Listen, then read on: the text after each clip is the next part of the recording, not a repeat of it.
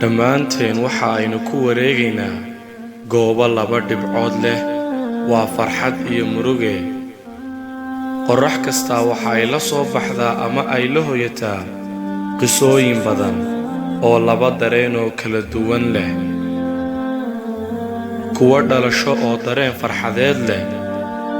iyo kuwa dhimasho oo dareen murugo leh kuwa caafimaaday oo dareen farxadeed leh iyo kuwa caafimaadkii waayay oo dareen murugo leh kuwa guulaystay oo dareen farxadeed leh iyo kuwa guuldaraystay oo dareen murugo leh kuwa isbartay oo dareen farxadeed isla wadaagaya iyo kuwa isyaqaanay oo iswaayay oo dareen murugo leh isla wadaagaya kuwa naftooda naar ka xoreeyay oo guri farxadeed sii dhistay iyo kuwa nafahooda naar guri uga dhisay oo dareen murugo u dambeeyo alle kuwii nafahooda naar ka xoreeya ha inaga yeelo aamiin haddaba adigu